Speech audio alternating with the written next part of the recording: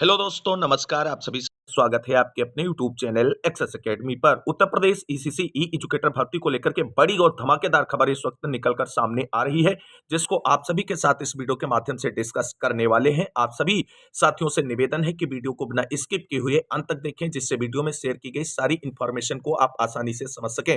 Video में आगे बढ़ने से पहले छोटी सी रिक्वेस्ट है, प्लीज वीडियो को लाइक करें, दोस्तों में शेयर अवश्य करें। जितने भाई बहन चैनल पर पहली बार विजिट कर रहे हैं और अभी तक चैनल से नहीं जुड़े हैं, तो प्लीज चैनल को सब्सक्राइब करके बेल आइकन जरूर दबाएं, जिससे भर्ती से रिलेटेड हर छोटी बड़ी लेटेस्ट ऑफिशियल और सही अपडेट समय समय पर आप सभी को मिलती रहे। क्योंकि ईसीसी ई एजुकेटर भर्ती की सही अपडेट बहुत कम लोगों के द्वारा डिस्कस की जा रही है और हम चाहते हैं कि आप सभी तक फेयर इंफॉर्मेशन ही पहुंचे। तो इसलिए आप सभी से एक बार फिर से कहेंगे कि आप सभी लोग वीडियो को सभी साथियों में शेयर करना ना भूलें। तो आइए दोस्तों, शुरू करते हैं आज की धमाकेदार अपडेट का यह वीडियो।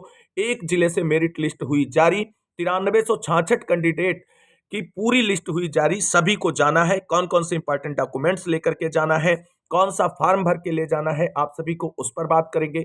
एनटीटी से फॉर्म भरने वाले अभ्यर्थियों के लिए बड़ी खबर, एक और जिले से एनटीटी से आवेदन फॉर्म अप्लाई करने वालों को नोटिस हुआ जारी, सभी होंगे बाहर। एनटीटी कोर्स करने वाले साथियों के लिए इंपॉर्टेंट सूचना। तो बहुत ही इंपॉर्टेंट वीडियो है, इसीलिए आप सभी से कह रहे हैं कि वीडियो को पूरा अवश्य देखें।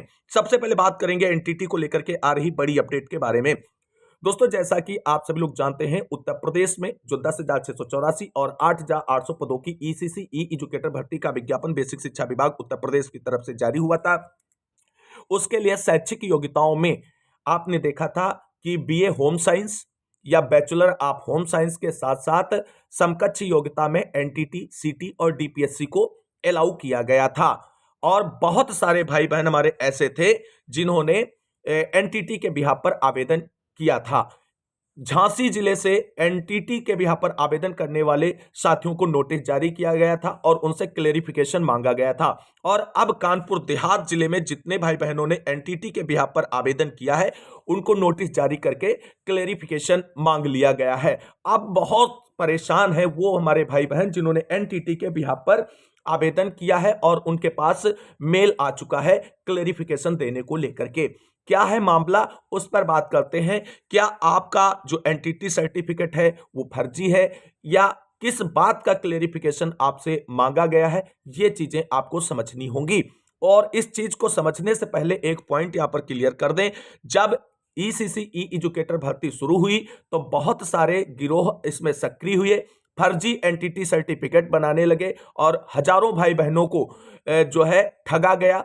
हजारों रुपए में उन्हें एनटीटी का सर्टिफिकेट बेच दिया गया और अपना पैसा कमाने का उल्लू सीधा करके उन्हें एक सर्टिफिकेट पकड़ा दिया गया और यह भी नहीं बताया गया कि यह फेयर है या ये फर्जी है। क्योंकि पैसा कमाने वाले अपनी गलत चीज को भी कभी गलत नहीं कहेंगे। और हमारे बहुत सारे भाई बहन, हमने आप सभी को बहुत पहले इस बात के बारे में चेताया था, लेकिन कोई उसका फर्क नहीं पड़ा।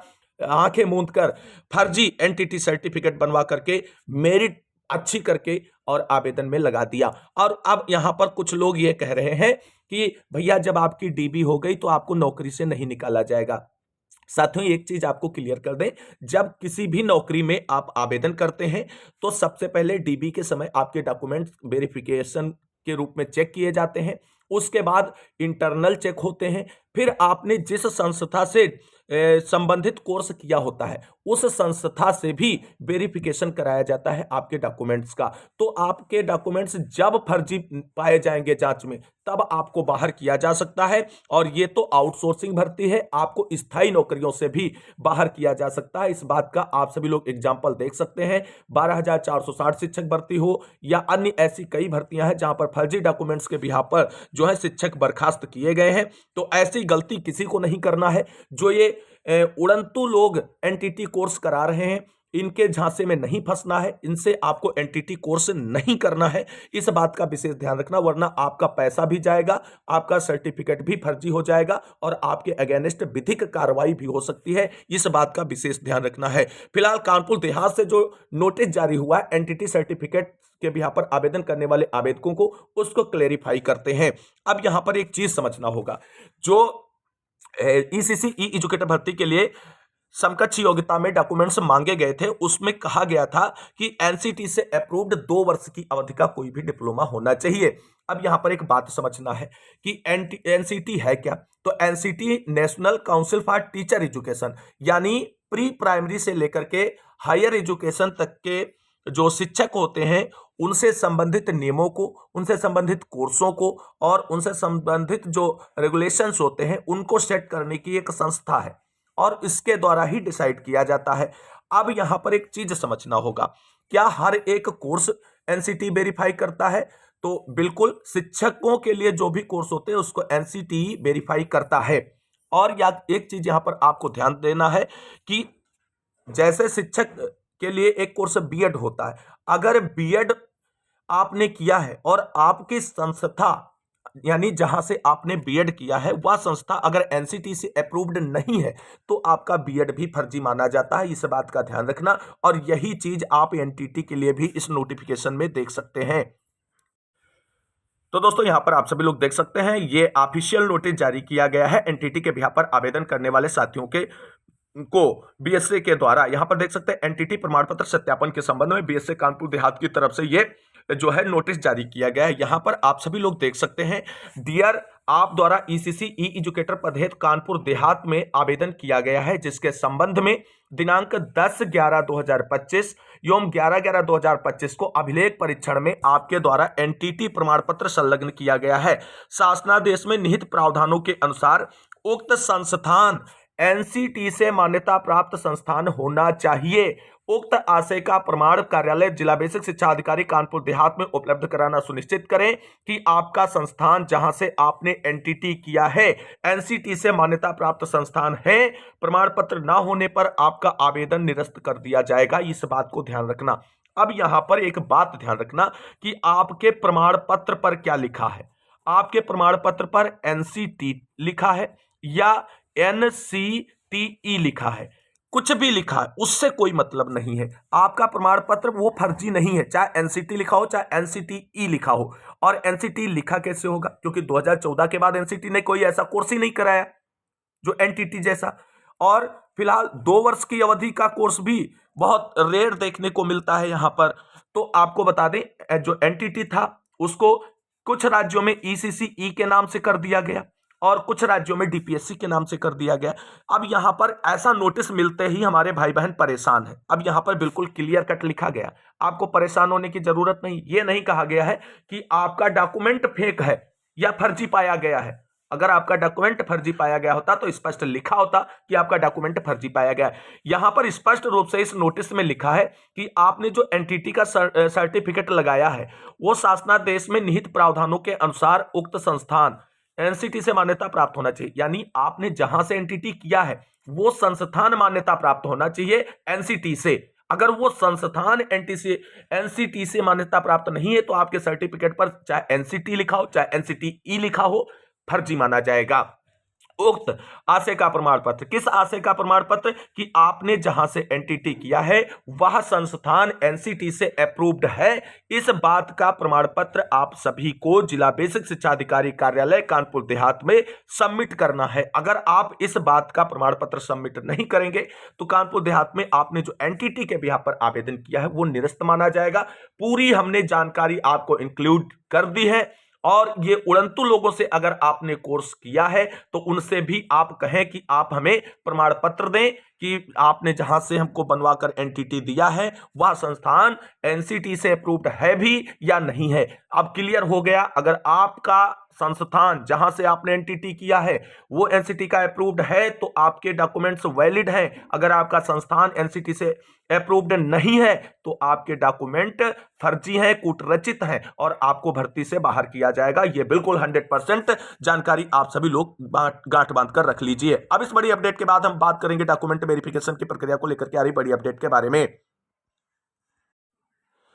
तो दोस्तों अब आप सभी लोग जानते हैं अंबेडकर नगर जिले से सभी को सम्मिलित कराते हुए डॉक्यूमेंट वेरिफिकेशन की प्रक्रिया का नोटिस जारी कर दिया गया है और 9366 कैंडिडेट ईसीसी ई एजुकेटर और तथा स्पेशल प्रोफेशनल एजुकेटर भर्ती में आवेदन करने वाले सभी कैंडिडेट की पूरी लिस्ट जारी कर दी गई और उस लिस्ट में शामिल अभ्यर्थियों को अल्फाबेट के नाम के अकॉर्डिंग जो है डीबी शेड्यूल में जाना है। डीबी शेड्यूल की जानकारी हमने आपको प्रोवाइड करा दी है, फिर भी एक बार देख लेते हैं।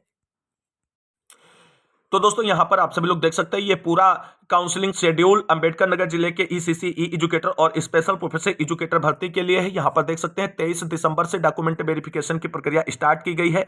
अल्फाबेट के नाम के अकॉर्डिंग जाना है और अल्फाबेट का नाम आपको जो लिस्ट जारी हुई है उसमें देखना है। तो दोस्तों यहां पर आप सभी लोग देख सकते हैं अंबेडकर नगर जिले की ईसीसी ई एजुकेटर भर्ती और स्पेशल प्रोफेशनल एजुकेटर भर्ती में आवेदन करने वाले सभी साथियों की लिस्ट जारी कर दी गई है और इसी लिस्ट के आधार पर जो है डॉक्यूमेंट वेरिफिकेशन का पूरा शेड्यूल शिफ्ट किया गया है। यहां पर देख सकते हैं नाम होगा, पिता का नाम होगा, जन्मतिथि होगी, जेंडर होगा, पता आपका होगा, आपने शिक्षा के बिहाफ पर आपने आवेदन किया है उसका होगा, एक्सपीरियंस अगर लगाया तो वो होगा और यहाँ पर आपका आवेदन का दिनांक भी मेंशन कर दिया गया है। ये एक अच्छी बात है। तो ये पूरी 9366 कैंडिडेट की लिस्ट है ईसीसी ई एजुकेटर के लिए और स्पेशल प्रोफेशनल एजुकेटर के लिए। इस लिस्ट में शामिल सभी को जो काउंसलिंग शेड्यूल जारी हुआ उसके अकॉर्डिंग उपस्थित होकर के आपको डीबी करानी है। अब आपको डीबी के लिए कब जाना है या लिस्ट आपको कैसे मिलेगी उस पर बात करते हैं। तो दोस्तों यहां पर आप सभी लोग देख सकते हैं ये हमारा ऑफिशियल टेलीग्राम चैनल है जिसका लिंक वीडियो के डिस्क्रिप्शन बॉक्स में मिल जाएगा या डायरेक्टली आप टेलीग्राम ऐप पर ओपन करें और सर्च करें स्टडी विद डीएसआर जी और यहां पर ज्वाइन हो जाएं। 7,500 के समथिंग भाई बहन यहां पर जुड़े हुए हैं, हर छोटी बड़ी अपडेट प्राप्त कर रहे हैं। आप लोग भी जुड़ जाएं और अंबेडकर नगर जिले की पूरी लिस्ट आपको यहां पर प्रोवाइड करा दी जाएगी। तो उसमें आप अपना नाम देख लें और आपको किस दिन जाना है डीबी के लिए वो उससे क्लियर हो जाएगा और फिर उसी के अकॉर्डिंग उपस्थित होकर के डीबी में आप अपना पार्टिसिपेशन सुनिश्चित करें। अब एक इंपॉर्टेंट फॉर्म भी भर के ले जाना है आपको डीबी के समय, उस पर बात करते हैं।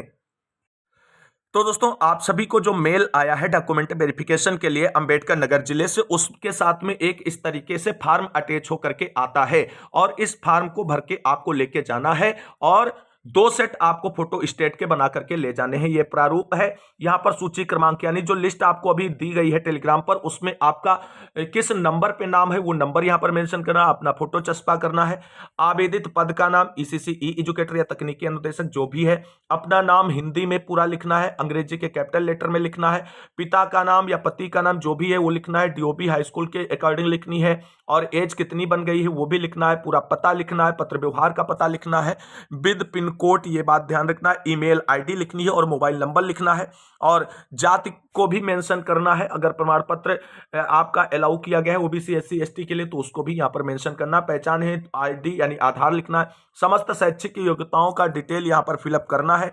जो संलग्नक आप इसके साथ में लगाएंगे उनको सीरियल वाइज जो है वो मेंशन करना है। ये फार्म सबसे ऊपर रहेगा, इस बात का ध्यान रखना है और यहां पर आप अपना जो है पठनीय हस्ताक्षर करके लगाएंगे जो आप 2 सेट फॉर्मेट बनाएंगे उसके साथ में। और इंपॉर्टेंट डॉक्यूमेंट्स में आपको समस्त शैक्षिक प्रमाण पत्रों की मूल प्रतियां, 2 सेट फोटो स्टेट लेकर के जाने हैं, जाति प्रमाण पत्र, निवास प्रमाण पत्र ले जाना है, आधार कार्ड ले जाना है, पासपोर्ट साइज फोटो ले जाना है, सेवाजन पोर्टल का प्रिंट आउट ले जाना है और इसके साथ साथ वही मेल आईडी और वही मोबाइल नंबर आपको लगाना है जिसके बिहाफ पर आपने रजिस्ट्रेशन किया है सेवाजन पोर्टल पर। और चीजें आपको सारी कंप्लीट फॉर्म में इकट्ठा कर लेनी है। 2 सेट फोटो स्टेट ले जाने हैं, एक ओरिजिनल सेट ले जाना है। बस इतने डॉक्यूमेंट्स ले जाकर के आप अपने निर्धारित समय पर पहुंचकर डीबी कराएं और जो मौका मिला है एक संघर्षों के बाद उसमें आप अपना पार्टिसिपेशन सुनिश्चित करें। फिलहाल आज की इस वीडियो में बस इतना ही। मिलते हैं एक और नई वीडियो में, तब तक के लिए सभी भाई बहनों को जय हिंद, जय भारत, वंदे मातरम।